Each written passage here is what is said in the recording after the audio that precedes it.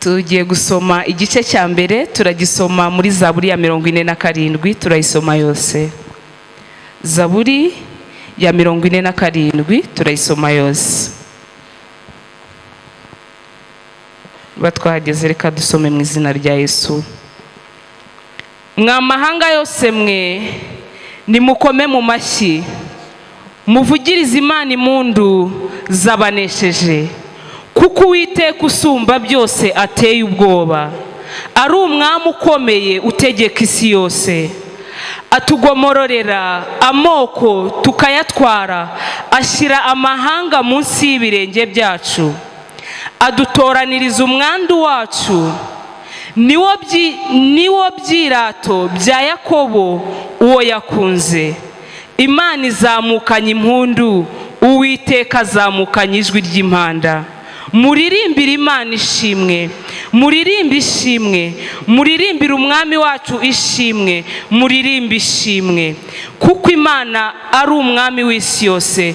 Muririmbishe ishimwe ryayo indirimbo ihimbishijwe ubwenge. Imana itegeka amahanga, Imana yicaye ku ntebe yayo yera. Abakomeye bo mu mahanga bateraniye guhinduka abantu b'Imana ya Aburahamu, kuko ingabo zikingira abo mu isi ari iz'Imana. Ishyirwe hejuru cyane. Haleluya. Mwakire neza ijambo ry'Imana. Turakomeza dusoma igice cya kabiri, urwandiko Pawulo yandikiye Abefeso, igice cya mbere, umurongo wa 15 kugeza kuri 23.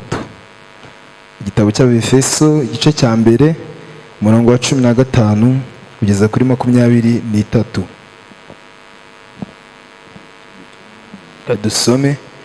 Nicyo gituma nanjye maze kumva uburyo mwizera umwami Yesu mugakunda abera bose, mbashimira Imana urudaca, nkabasabira uko nsenze, kugira ngo Imana y'umwami wacu Yesu Kristo, ariyo Data wa twese w'icyubahiro, ibaho umwuka w'ubwenge no guhishurirwa, bitume muyimenya, ngo amaso y'imitima yanyu abone uko ahweza, mumenye ibyo mwiringizwa n'iyabahamagaye, mumenye n'ubutunzi bw'uburaga abera, mumenye n'ubwinshi bw'imbaraga zayo butagira akagero, izo iha twebwe abizeye nk'uko imbaraga z'ububasha bwayo bukomeye ziri, izo yakoreye muri Kristo ubwo yamuzuraga mu bapfuye, ikamwicaza iburyo bwayo ahantu ho mu ijuru, imushyize hejuru y'ubutware bwose n'ubushobozi bwose n'imbaraga zose n'ubwami bwose n'izina ryose rivugwa, uretse muri iki gihe gusa, ahubwo no mu bihe bizaza. Kandi yamuhaye gutwara byose, ibishyira munsi y'ibirenge bye, imuha itorero ngo abe umutwe waryo usumba byose, naryo ribe umubiri we ushyitse kandi ushyikirwamo na byose. Twakire neza ijambo ry'Imana. Kadukomeze n'igice cya gatatu, turagisoma mu Byakozwe n'Intumwa igice cya mbere, umurongo wa mbere kugeza ku wa 12. Byakozwe n'Intumwa igice cya mbere, umurongo wa mbere kugeza ku wa 12.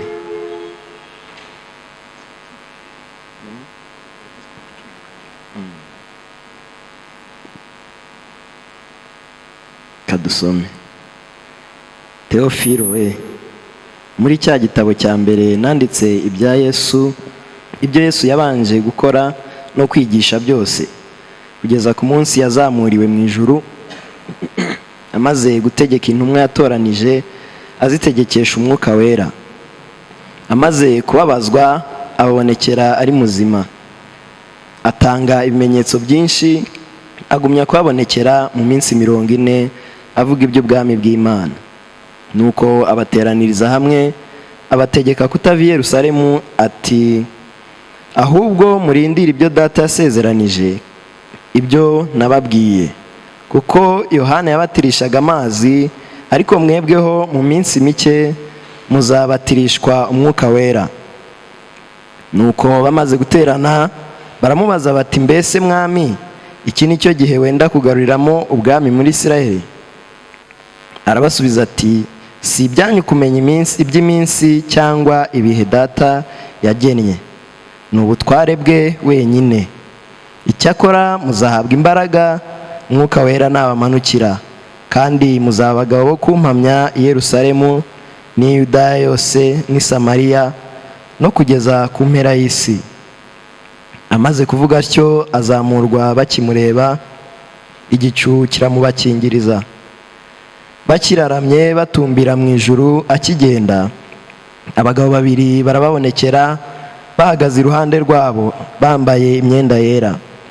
Barababaza bati, yemwe bagabo b'i Galilaya, ni iki gitumye muhagaze mureba mu ijuru?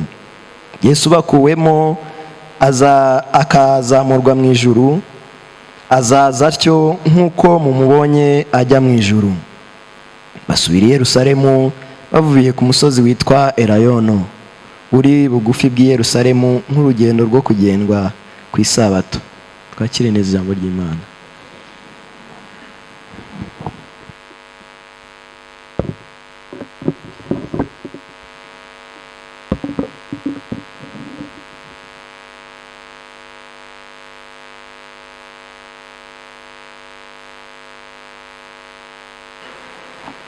Haleluya. Yesu nashimwe cyane. Banje kubifuriza umunsi mukuru wa Ascension. Yesu abaho umugisha cyane. Imana irantangaza, kandi Imana ibyo ikora koko, wa mugani w'umuririmbyi, ibyo ikora biratangaza. Niko umuririmbyi wo mu Gakiza yaririmbye ngo ibyo Imana ikora bihora bintangaza. Ikintangaje muri ibi ni uburyo icyegeranyo cy'icyigisho Imana yampaye cyose kije muri iyi ndirimbo turirimbye ubu mu kanya. Numvise ibyishimo binzamukana, ndavuga ngo izina ry'Imana ni ryiza, na Mwuka w'Imana ukorera mu itorero ni umwe. Haleluya. Ngira ngo no mu mwanya mfite ukungana, ndi busabe n'ubundi worship team Rubimbo twongere kandi duhagurukane iyo ndirimbo, kuko nico cegeranyo nshatse nanabirekera ahangaha, kuko ubutumwa bwa Ascension ni buriya butumwa. Uyu ni umunsi wo kuririmba, uyu ni umunsi w'indirimbo, uyu ni umunsi wo kuvuga amashimwe y'Imana. Kandi nawe nubishobora uve no muri iyo ntebe uhaguruka uririmbira Imana nubishobora. Haleluya. Umunsi umwe abafarisayo begereye Yesu, bari babonye Yesu Kristo akora ibitangaza, babona akiza abantu barwaye amadayimoni, babona imirimo ya Yesu Kristo, babona ubwami bw'Imana burashoboka. Babona ubwami bw'Imana burashoboka. Kuko mu gihe cya Yesu Kristo ari hano kuri iyi si, isi yari ifite ibibazo nk'ibi ngibi tubona. Abantu bicwaga n'amadayimoni, abantu bicwaga n'indwara, ubukoroni bwari buhari mu Isirayeli, nta mudendezo wuzuye wari uhari, amaganya menshi yari mu bantu, ubukene n'ubundi bwari buriho, akarengane kari kariho. Abafarisayo baramureba, babona ibitangaza akora, hanyuma baramubaza ngo ingoma y'Imana ngo izaza ryari?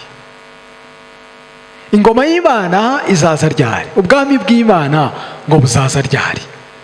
Abariko abafarisayo bamubaza ko ibi nibyo byari bikwiriye ku ngoma y'Imana, ko amadayimoni ahunga, ko ubukene bugenda, ko abaroma bagenda, ko akarengane gashira, ko abantu babona ko ari wewe mwami Imana uganje utegetse. Hanyuma baramwegera, kandi n'abafarisayo babandi bamurwanyaga baramubwira ngo ese ingoma y'Imana ni ryari? Jya numva n'abaririmbye bavuga ngo mbese mwami ni ryari? ubutware bwawe ni ryari? Tubwire, ubwami bw'Imana buzaza ryari? Igisubizo Yesu yabahaye ndatekereza ko kitigeze kibashimisha ngo kibanezeze. Yesu agiye kubasubiza arababwira ngo ingoma y'Imana ngo iri muri mwebwe, ngo ngiyi irimo hagati, ubwami bw'Imana ngo bubarimo. Kandi barabona abantu bapfa, barabona akarengane, iki cy'amaso yabo areba ni ibyo bibi. Ariko Yesu Kristo amaze kubabwira, arababwira ngo ingoma y'Imana ibarimo, ubwami bw'Imana ngo burimo hagati muri mwebwe. Ni nko wabwira umuntu ufite ibibazo uyu munsi akamubwira ngo ubwami bw'Imana buri muri wowe, kandi ntabwo abona. Igisubizo cyari gikwiriye abafarisayo, ni nacyo abantu babona kibakwiriye, nuko amaso abona areba ko isi ari amahoro, ubukene ntabwo, urya ugahaga, wambara ukaberwa, nta ndwara, nta gupfa, nta gupfusha, nta badayimoni batsinda abantu, ibintu byose bimeze neza. Icyo ni cyo abafarisayo barebaga, kandi natwe abantu niko tureba. Icyo nicyo cyatwereka ko ubwami bw'Imana buri muri twebwe. None ubwami bw'Imana buri he? Ese ubwami bw'Imana koko buri muri twe? Ingoma y'Imana iri muri twebwe.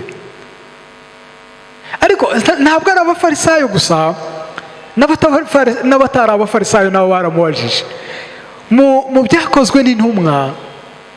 Ariko wenda tutaragera no mu byakozwe n'intumwa, abigishwa babanye na Yesu imyaka 3, bakabona ibitangaza, bakigira ku birenge by'umukiza Yesu Kristo, mwarimu bitaga Rabi.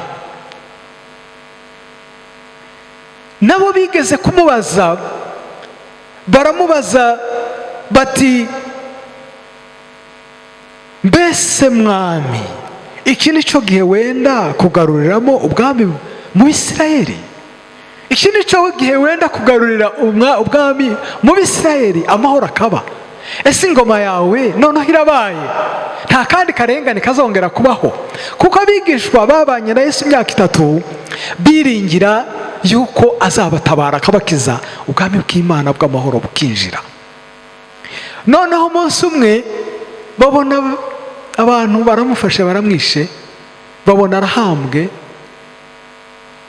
yapfuye ku musaraba, arahambwa. Uguhambwa kwa Yesu kuba guhambwa kw'ibyiringiro by'intumwa, ugupfa kwa Yesu kuba gupfa kw'ibyiringiro by'intumwa. Nuko baravuga ngo ibyo twiringiraga byose, agakiza twiringiraga, ubwami bw'Imana twari twatangiye kubona ko bugeze muri twebwe, amahoro y'ingoma ya Kristo twari twabutangiye kubona yuko yageze muri twebwe, arashize, birarangiye. Iyo usomye neza, wibuke umunsi Yesu Kristo yari yazutse, agenda mu nzira, asanga abigishwa bari bagiye Mawusi, bafite agahinda cyane, ngo arabegera, yumva barimo baraganira ibiganiro by'agahinda. Arababaza ngo ese murimo muraganira iki? Nabo ngo barahindukira baramubwira ngo ni wowe wenyine mu bashyitsi bari i Yerusalemu batazi ibyayibereyemo, ni wowe wenyine mu bashyitsi b'i Yerusalemu batazi ibibazo, agahinda kongeye kabaye muri Isirayeli. Yesu arababwira ngo ibyo ni ibiki? Ni nkaho yababwiye ati njyewe ntabyo nzi, ibyo ni ibiki? Hanyuma Yesu ngo baramubwira ati, uyu ni umunsi wa 3 ibiduteye agahinda bibaye. Abatambyi bacu n'abakuru b'ubu bwoko bafashe Kristo, bafashe umwami, ngo twiringiraga, iryo jambo ryo ryari intangazo, ngo twiringiraga ko ari we uzagarurira Abisirayeli amahoro, twiringiraga ko ari we wenyine umukiza. None ngo uyu munsi ni uwa 3 ibyo byose bibaye, byararangiye, kandi uwo ni we twiringiraga ko ari we gakiza kacu. Yesu ngo aratangira arababwira ngo mwabapfumwe, ntimwari muzi ko ari ibi bigomba kuba? Ibyo bari biringiye byari byaragiye, byarashize rwose. Ariko nta nubwo ari aho gusa, Yesu arabiyereka, arabaganiriza, ibyiringiro byabo bisa n'ibigarutse, ariko ikigutangaza nta nubwo byagarutse ku bigishwa. N'ubundi bakomeje batekereza icyaduha ya ngoma izirukana abaroma, ya ngoma izaduha amahoro ntiturware, ya ngoma izaduha ibyishimo, ya ngoma abantu bose barebesha amaso, kuko bakomeza kureba ibintu bito gusa. Niyo mpamvu banamubaza Yesu Kristo agiye kubasezera nyuma y'iminsi 40 biyereka, agiye kubasezera ngo aje mu ijuru. Nta nubwo bamubajije bati udusigiye iki? Baramubwiye ngo noneho kugiye se n'ubundi bya bindi twari twiringiye, ubu noneho nibwo ugiye kugarura ubwami bw'amahoro muri Isirayeli. Nicyo kibazo, kuko ibyo bareba bo ni ibintu bitoya, bito gusa biri hasi. Yesu Kristo nawe yongera kubasubiza igisubizo wenda bumvaga atari cyo bakeneye, ariko abaha ibisubizo mu byo yababwiye muri kiriya gice umuntu wasomye bwa nyuma yadusomeye. Harimo ibintu byinshi cyane, ariko wenda uwagaragaza kubyegeranya kimwe nuko usanga igisubizo yahaye abisirayeli, abafarisayo, ari cyo gisubizo yahaye intumwa, ari nacyo gisubizo aduha natwe. Buriya nuko abantu batinya kubaza, ariko bashobora kubaza bakavuga bati koko mukuri Imana, ubwami bw'Imana buri muri twebwe, ubwami bw'Imana buri muri twe.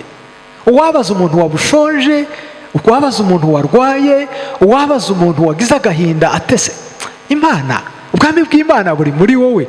Nubwo atakubaza ku mugaragaro, ariko mu mutima wiwe arabaza ngo ese ubwami bw'Imana koko burahari?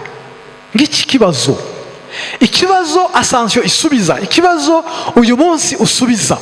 Wenda ndongera nsubira ahangaha naringeze, amatorero y'abakristo yacu, cyane cyane amatorero y'abaprotestanti, yizihiza umunsi mukuru wa Noheli, akizihiza umunsi wa Pasika ndetse n'uwa gatanu wera, ariko akibagirwa umunsi w'indirimbo, akibagirwa umunsi mukuru nk'uyu nguyu.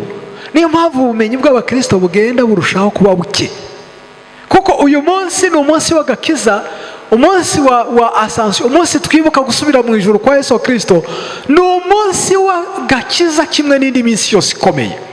Ikibazo ni uko tutazi icyo bisobanura, ikibazo ni uko tutazi icyo umunsi twigisha, ikibazo ni uko twirengagiza ibitwigisha, ahubwo tugakomeza tugakurikira ibindi by'ubwana, ibindi bidafite icyo bitwigisha, akaba ari byo wenda dushyiraho imbaraga nyinshi, ariko ibyakatwigisha tukabiyoberwa. Ngarutse hahandi, icyo Yesu Kristo abigisha uriya munsi, yabasohoye abigishwa, ndavuga abigishwa bo, akabajyana ku musozi wa Elayono, agatangira kubasezera. Akaba ari naho bamubaza kiriya kibazo ngo mwami, mbese mwami, igihe noneho kirageze ubwo uzagarurira ubwami mu Bisirayeli? Yesu si icyo yababwiye, ahubwo yababwiye andi magambo menshi. Arababwira mu byo yababwiye bimwe, nuko yatangiye kubibutsa ibyo yabigishije byose. Amaze kubibibutsa, abona kubabwira n'ibingibi bindi ngiye kubabwira, ariko ukubibutsa n'umugisha yabahaye byabahaye imbaraga n'ibyishimo. Ukubibutsa no kubaramburira ibiganza, kuko agiye kuzamuka ngo yabaramburira ibiganza, arambura amaboko hejuru y'abigishwa biwe, arabasezera. Amaze kubaha umugisha, bituma basubiramo ibyishimo, bongera kandi gusubizwamo ibyishimo. Basubira i Yerusalemu, basubira mu murwa, basubira aho bari bari n'ibyishimo byinshi cyane, kubera yabibukije, kubera yabaramburiyeho ibiganza, basubirayo banezerewe cyane. Ariko hamwe n'ibyo hari ikindi yakoze.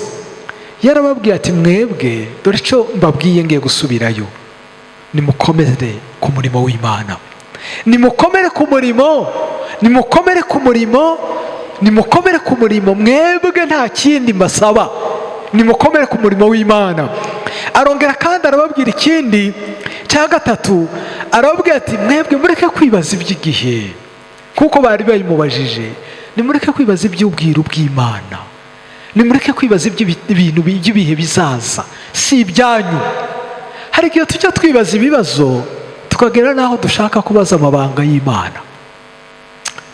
Harimo n'ibihe, ibihe bizaza ryari, akarengane kazashyira ryari, uzagaruka ryari Yesu Kristo. Ibyo si ibibazo tugomba no kwibaza. Yesu arababwira ati ntimugomba kujya mwibaza iby'ubwiru bw'Imana, iby'ibanga ry'Imana. Ibyo Yesu Kristo yababwiraga ati Imana ni iby'Imana gusa, ntizigare bitubwira, n'ubwiru bw'Imana n'ibanga ry'Imana. Ikindi yababwiye yuko ibisubizo ku bibazo byinshi twibaza igihe kigiye kuza umwuka w'Imana akabibabwira.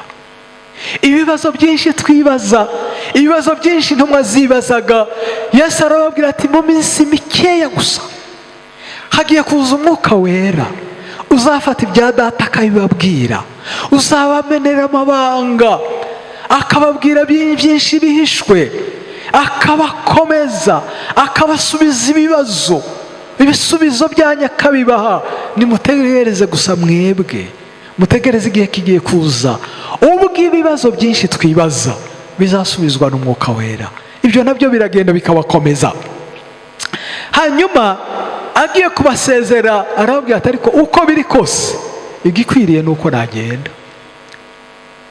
Wenda ngeze kuri uyu munsi wa none, kuri uyu munsi twizihiza wa Ascension, igikwiriye nuko mbavamo, igikwiriye nuko nsubira kwa data, igikwiriye nuko nazamuka. Barababaye ariko arababwira ati igikwiye, ikizima, ikibagirira akamaro, ikiza nuko nagenda kazamuka ngasubira kwa data. Ndavugamo ibintu bikeya gusa tuje kuririmba ya ndirimbo. Kubera iki bibaye byiza yuko Yesu Kristo azamuka? Kubera iki uyu munsi wagombye kuba umunsi w'indirimbo? Ndavuga umunsi w'indirimbo, umunsi tugomba kuririmba kurusha n'iyindi minsi yose. Kimwe icyo Yesu Kristo ashaka kubabwira nuko asubiye kwa data, agasubirana bwa bwiza yahoranye kera.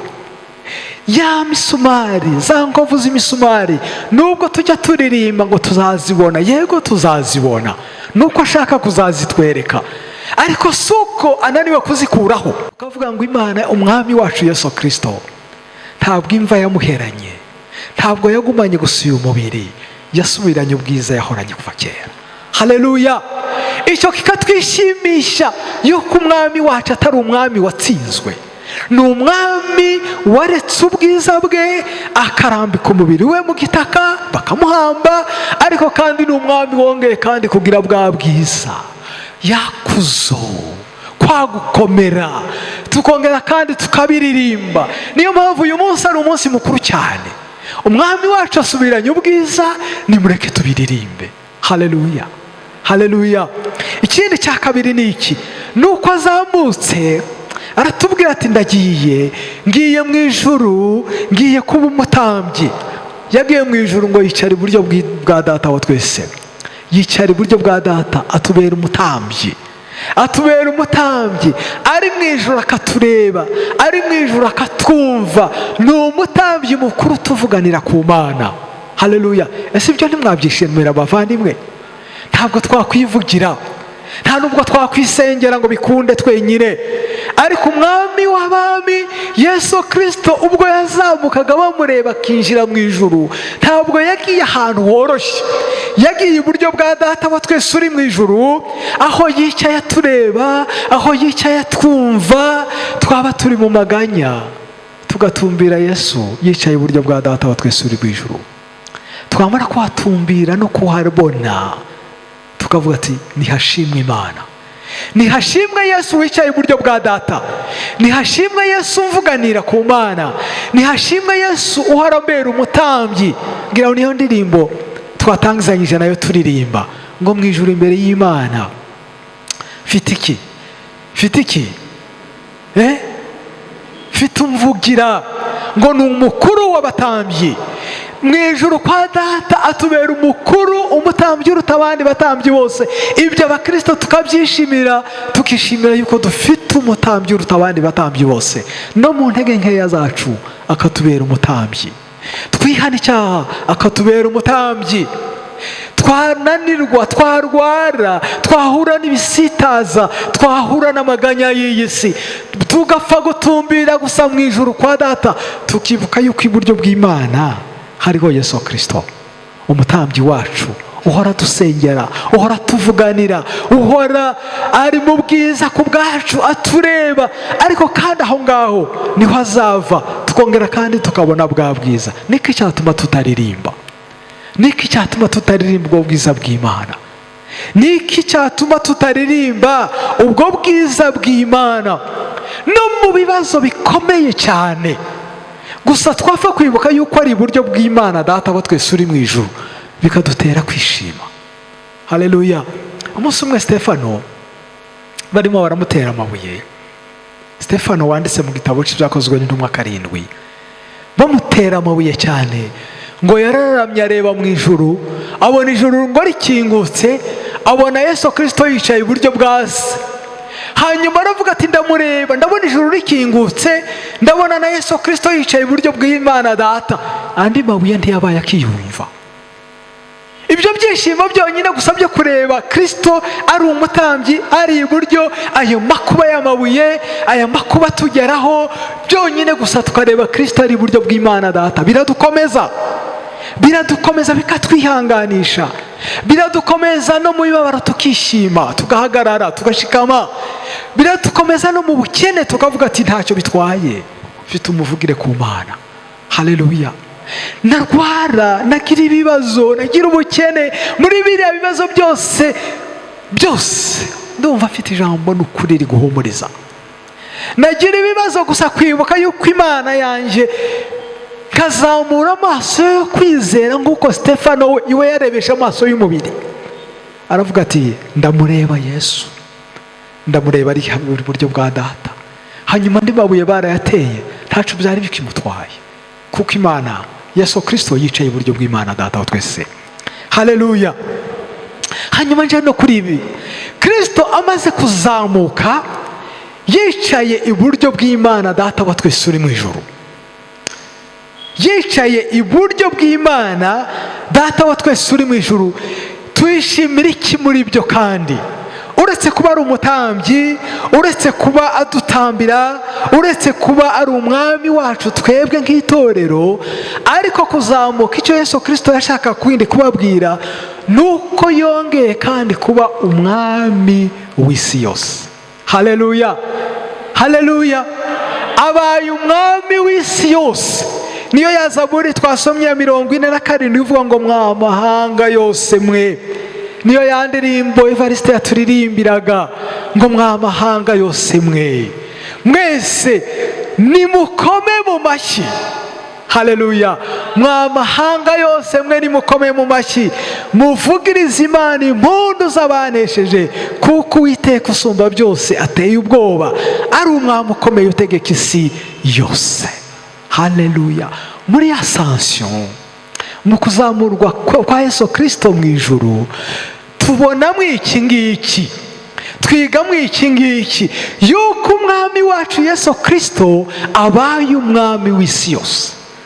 Ntabwo ari umwami wawe gusa, ntabwo ari umwami wanje gusa, ntabwo ari umwami w'Abanyarwanda gusa, abaye umwami w'isi yose. Isi yose nikome mu mashyi, amahanga yose nakome mu mashyi, yuko iby'Imana yakoze bitangaje. Atubereye Imana twese, twese cyane, twese iyo tuva tukaba nawe urimo, nanjye ndimo. Imana yacu nicyo ngiki ikora ku maso yacu uyu munsi nk'uyu.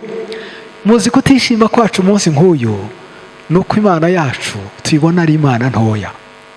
Abakristo benshi bameze nk'Abisirayeli. Abisirayeli bagiraga ikigeragezo gikomeye, baratoranyijwe, ariko muri uko gutoranywa bakomeza kwibona yuko Imana ari iyabo gusa.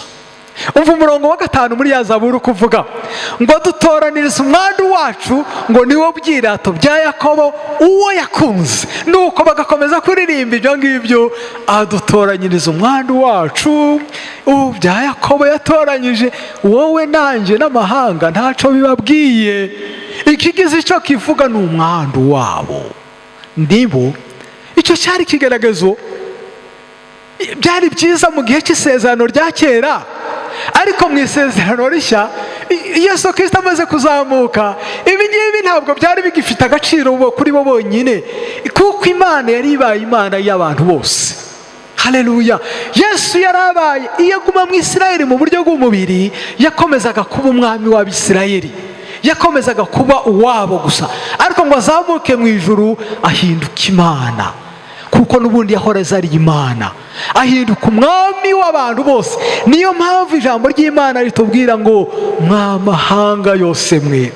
Nakunze cyane umurongo wa 7 ngo muririmbire Imana ishimwe, muririmbe ishimwe, muririmbe umwami wacu ishimwe, muririmbe ishimwe. Niyo mpamvu ngewe mvuga uyu munsi ngo ni umunsi w'indirimbo. Mbega amasaha waraba mabi, ariko iyo amasaha ataba makeya twari guhaguruka tukaririmba, tugakesha ijoro turi kuririmba.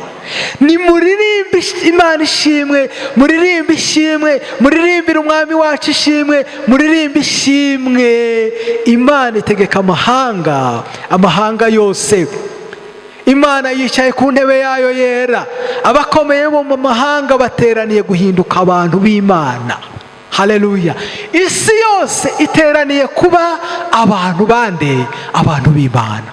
Ariko wenda nta nico bikubwiye, bishobora kuba nta nico bikubwiye, wumva wakwibera uw'Imana wenyine. Muzi ko abantu tujya tuba abantu bikunda, tukagira ngo n'Imana ibi yacu gusa. Muzi ko abakristo bajya babyigana ku Mana, abakristo bajya babyigana ku Mana.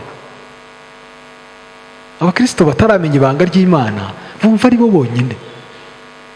bonyine, ntibajya bishimira yuko isi n'ibindi kubabwira ku muntu utarakorwaho na Mwuka w'Imana nta n'icyo bimubwiye, yumva ari we wenyine. Kera twiga iby'abana baratubwiraga ngo hari imyaka y'abana wenda nk'imyaka 2 babona ibintu byose ni ibyanjye, papa ni uwanjye, mama ni uwanjye, ibyo batetse byose ni ibyanjye. Ntukigere uvuga yuko wabisangiye n'undi. Imyaka ya egoisme. Abakristo benshi baba egoiste, numva ari bo, nibo gusa nk'uko paroisse ni twebwe gusa, nitwe ni wowe. Ariko muri ascension iki cyaha Imana iradusaba kukihana cyane. Iyo wizihiza umunsi nk'uyu ugakomeza kuvuga ngo Imana ni iyawe gusa, ntiwigeze umenya ko Yesu yazamuwe mu ijuru. Umugisha ukomeye tubona n'uyu nguyu nawo, kuba Kristo wacu yarabaye Kristo w'isi yose. Umwami wacu ntabwo ari umwami uganje mu gihugu kimwe, ni umwami uganje mu isi yose, utegeka isi yose. Mw'amahanga yose mwe nimukome mu mashyi, mwanyemere mugakoma mu mashyi. Haleluya. Icyaduha isi yose igakoma mu mashyi yose, kandi ikavugiriza Uwiteka Imana yacu impundu. Haleluya. Muribuka rya jambo, umunsi umwe nyina w'abahungu ba Zebedayo, ikijya kintangaza, Yesu Kristo yari afite intumwa z'abagabo, bari abagabo bakuru, ariko mama wabo, reba nawe na nk'umugabo ungana, ntabwo tuzi niba wenda yari urubyiruko, intumwa ze zari urubyiruko, ariko yatoranyije abantu bakuze. Ariko na mama wabo araza, afata abahungu biwe 2, mama ngo nyina w'abahungu ba Zebedayo, azana abagabo b'abahungu be, abwira Yesu Kristo ati, mfite icyo ngusaba Yesu. Ati ngaho gisabe, unyemerere nugera ku bwami bwawe, muri aba ngaba umwe azicare iburyo, ubundi yicare ibumoso. Abo nta nubwo bantangaza. Yego nyina w'abo bahungu uko saba, ariko n'abahungu kandi n'abagabo wenda ntabwo banganaga wenda nanjye kuko ndi umusaza, tuvuge ko banganaga na Maurice, sibyo? Wenda bari bafite imyaka nka mama we akazana n'undi, atunyemerera abana banjye bazicara ahangaha n'ahangaha. Ikintangaza ahubwo niba ari abigishwa bandi ngo barabyumva, babyumvise bararakara. Muzi impamvu barakaye? None se nibo bonyine kukiba uyu yakwicara iburyo ubundi twebwe se tuzicara he? Nimwumva uburyo bari kubyigana. Twebwe se tuzicara hehe? Umwe nakurya ibumoso undi akakujya iburyo kandi bavindimwe. Twebwe ngo bararakara. Uje gusoma ubutumwa bwiza ngo bararakara. Yesu arabwira ati ariko ntabwo muzi bavandimwe icyo bisobanura aho ngaho nuko abakristo kimwe n'intumwa kimwe n'abafarisayo, abakristo bafite imana nto mu mitima yabo. Yesu ni mutoya, angana n'umuntu wenda ungana nkanjye nkawe, kuko umwe aje ahangaha iburyo ubundi akaza ibumoso ubundi akanza imbere ubundi akanza inyuma, ntiwabona uko unyegera. Abantu benshi bajya bashaka ngo babyigane ku Mana, kandi baranabyigana, n'imitima yabo irabyigana. Bumva rwose nta ari bo bonyine nakira abandi biraba gute, barambyigira kandi je ndashaka kwibera ku Mana. Abantu benshi bafite imana yabo ni imana ntoya.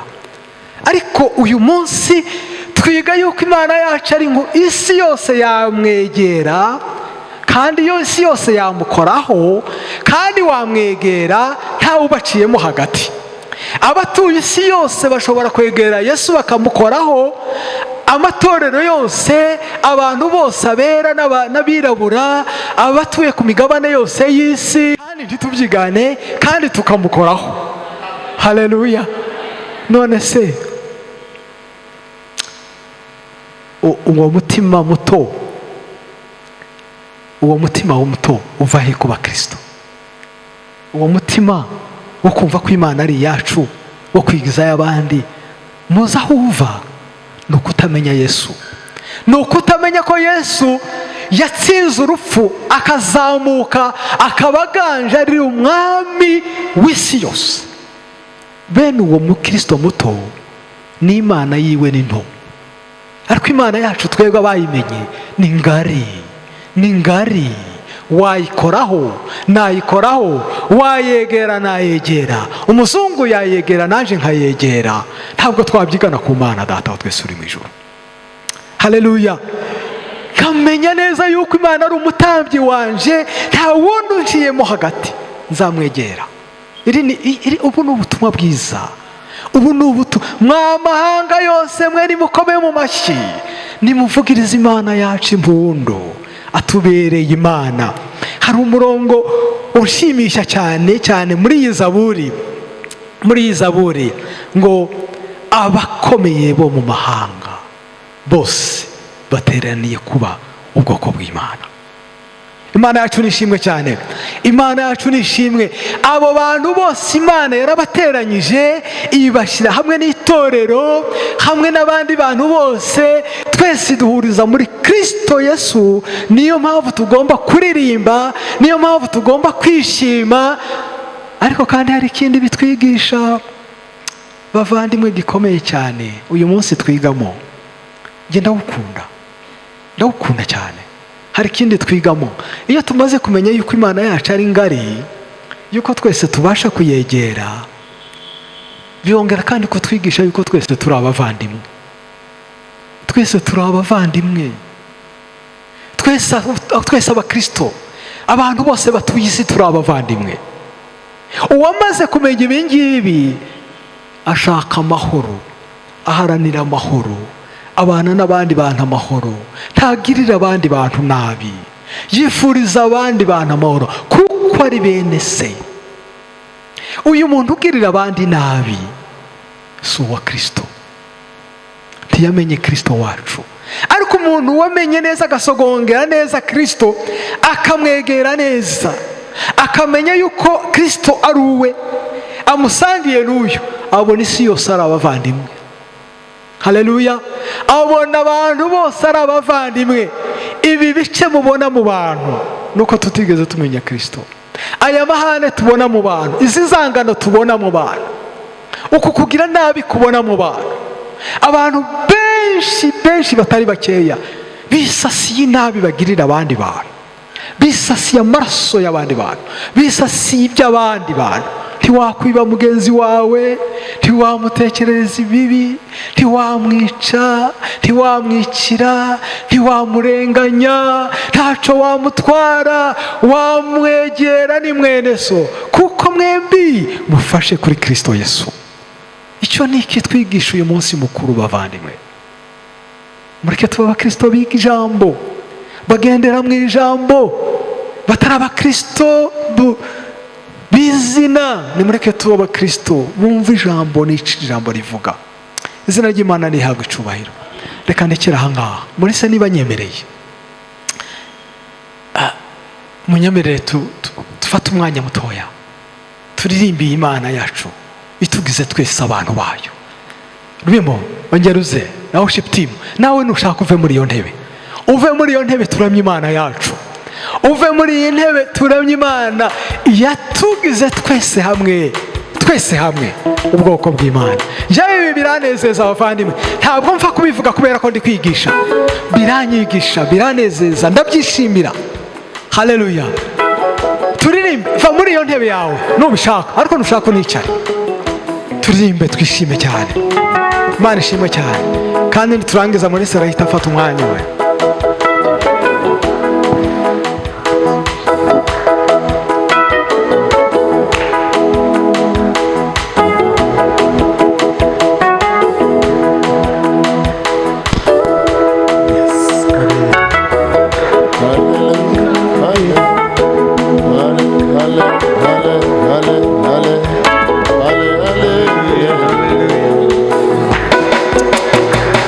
Amahanga yose namwe mwamoko yose mwe, namwe ibitu isi byose, nimufashe dushime Uwiteka, tumuvugirize impundu, tumutambire, kuko ibyo yakoze nta n'undi wabishobora.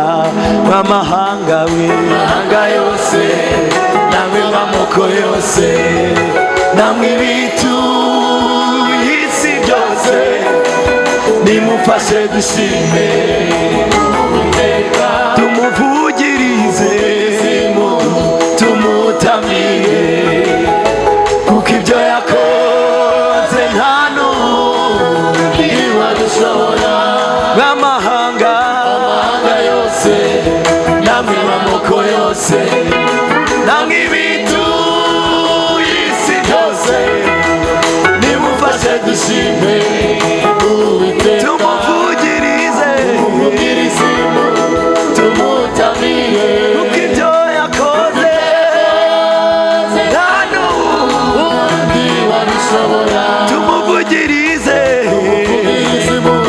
tumutamire, kuko ibyo yakoze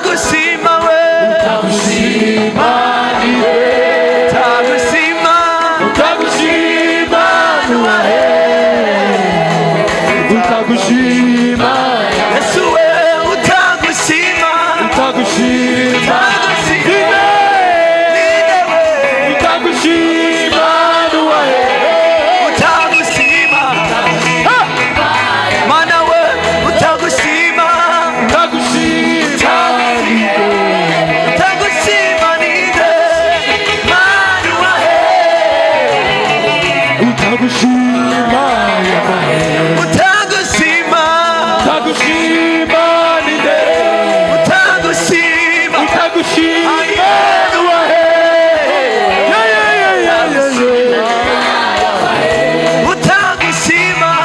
utagushima ninde utagushima